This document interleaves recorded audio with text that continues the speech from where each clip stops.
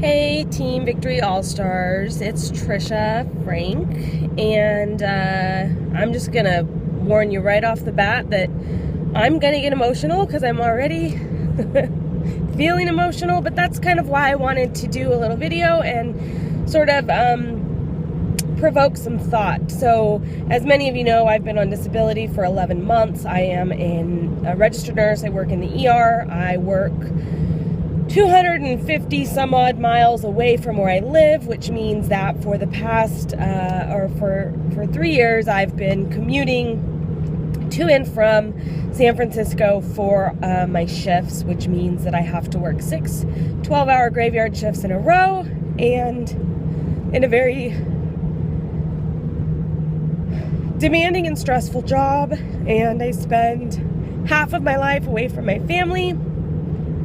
But this is what I've done for a really long time, and it's always been sort of part of my why to not be so tied to the paycheck down in San Francisco, so that I don't have to kill myself, and I don't have to spend so much time away from the things that are the most important to me, just so we can maintain a certain quality of life that we've been used to, as I am the primary breadwinner for our family.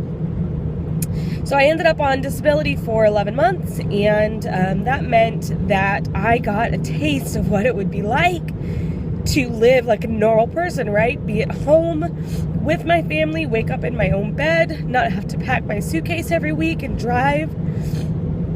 And of course, that disability journey sort of brought its own set of struggles. I had to struggle with some identity issues, as I'd never not been a nurse before, never not worked a normal job. And, I wasn't able to exercise, I was gaining weight. So it sort of brought its own set of challenges. And now, just as quickly as I ended up off work, I'm back to work. So I'm commuting down to San Francisco as we speak for the second time since I've been back, and sort of getting used to having to spend time away from my fiance and our dogs and my home again, and getting used to I stay in with friends and stuff when I'm down there, but getting used to staying in somebody else's house again, and the sort of discomfort that can bring, and getting used to my patient population again. You guys, I work in the county facility at San Francisco General Hospital in the ER, so it's challenging. And this weekend in particular, I've been just dreading. It's been this black cloud over my head because it's Super Bowl weekend, and Super Bowl is in Santa Clara, which is about an hour or so away from the city this year. But, of course, they're doing all the festivities for the Super Bowl in San Francisco, because Santa Clara is, not that poppin' of a town. And so they've shut down part of the city, and they're doing this thing called Super Bowl City. And I'm not sure if you guys have ever seen the news whenever something big goes on in San Francisco, but that city just doesn't know how to party without being destructive and rioting. And I mean, stories I could tell you just would blow your mind, because it's like, if you're celebrating something happy, like for example the Giants winning the World Series, I've been there for both of the times in recent history that they've won, and I'm telling you, they burn the shit down. They burn down buses and tip over ambulances, and you can't even get an ambulance into this to get people out of bad situations where they're hurt or sick or whatever without police escorts. And I mean, it's just madness. And so I've had this sort of black cloud looming over me all week, because I knew that even though I'm still not used to being back at work, my body's not used to graveyards. I literally fell down the stairs last week, you guys, because I was so tired after a shift. So I'm thinking, oh my God, the second time that I have to go back to work, I promise you guys there's a point to this that has to do with the business, but I've been thinking the second time that I have to go back to work and try to get used to this environment again and completely flip my life upside down again is Super Bowl weekend. Like, how did I not think about this and plan around it so that I didn't have to work this weekend? But the fact of the matter is I do, and I'm headed down there now, and it was like pulling teeth to even get me to get in the car and go. And so I'm listening to personal development in the car on the way down, because I really, really need it right now. And I re-listened to the National Wake Up Call from January 11th with Melanie Mitro. And it's not like a big, crazy, emotional story of a wake-up call, but it's not about her necessarily. It's about the way in which I related my current struggle with the possibilities and the potential that I have in this business. And it's hard. It's been really hard for me to keep up with my social media planning and posting and my challenge groups and Team Cup this month. We are pushing hard on my team. We're all shooting for 30 Success Club points, and so I'm trying to have as many conversations as possible while still starting to transition into using Instagram for the majority of those conversations and just trying to keep up. And I'm tired. I'm just so tired.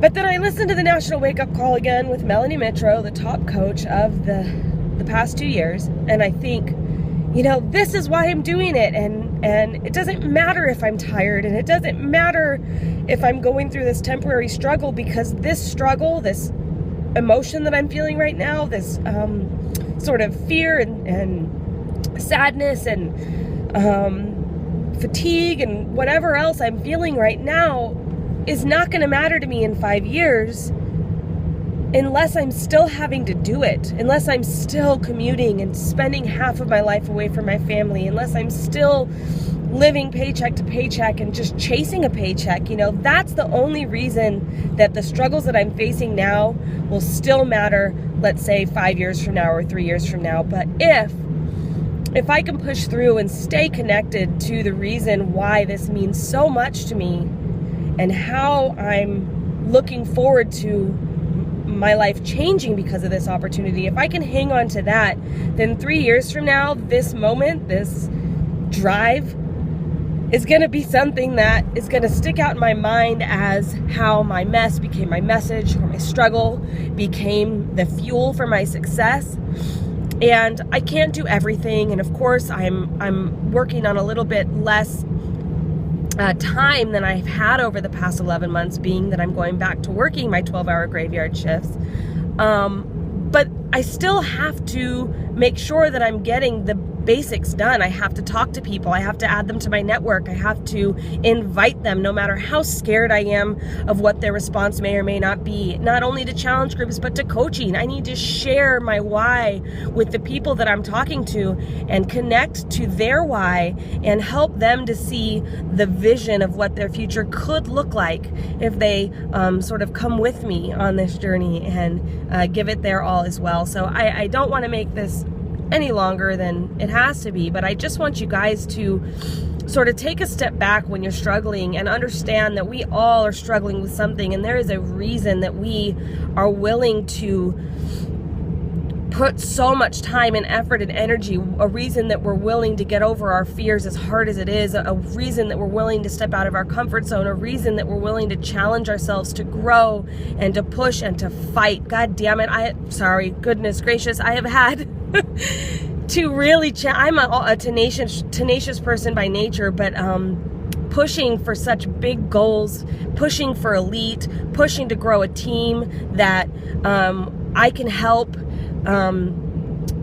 to also live their life by design and not have to put themselves through these struggles and this pain anymore. If